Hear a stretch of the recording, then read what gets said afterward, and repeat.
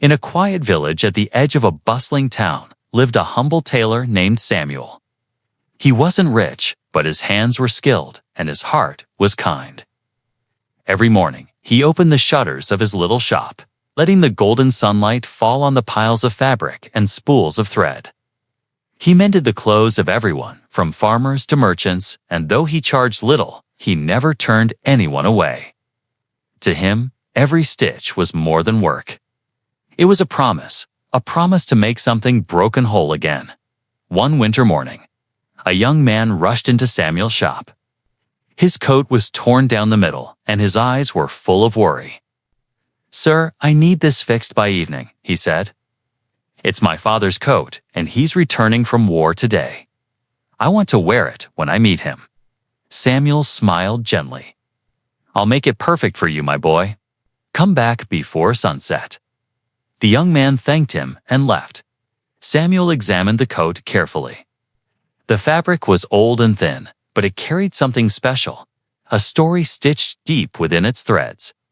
He could feel the warmth of love between a father and son, and it reminded him of someone he once lost.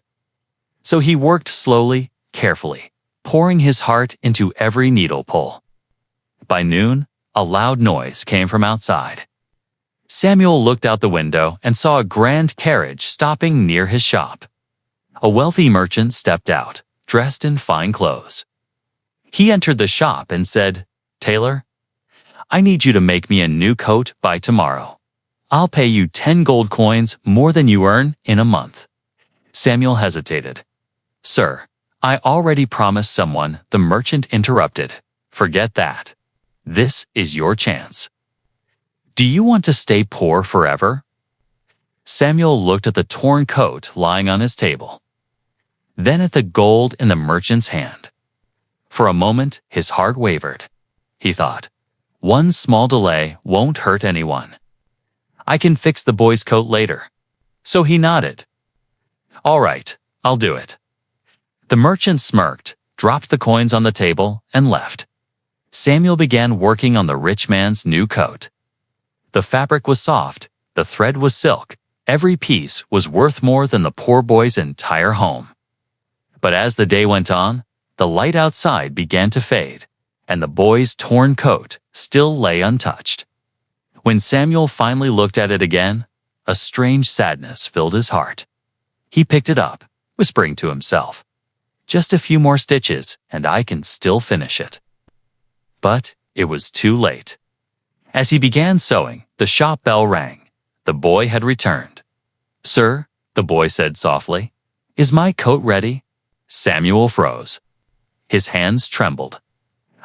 I couldn't finish it," he said. Something important came up.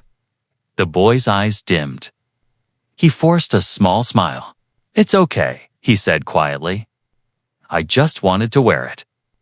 When I hugged my father again, he turned to leave. Samuel called out, "Wait. I'll finish it tonight." But the boy shook his head. "He'll be buried at sunset." And with those words, he walked away into the fading light. The tailor stood there in silence, holding the half-sewn coat in his hands. Tears fell onto the fabric. He had chosen gold over goodness, and lost something no amount of money could ever replace. That night, Samuel closed his shop early. He took the unfinished coat and placed it in a small wooden box near his sewing machine. On it, he wrote just 3 words, "For those I failed." From that day on, he never refused a soul, rich or poor. He stitched not for wealth, but for meaning. And every time he picked up his needle, he remembered. Sometimes, the smallest choice can tear the fabric of our lives or mend it forever. If this story touched your heart, share it with someone who might need the reminder that no amount of gold is worth more than keeping your word.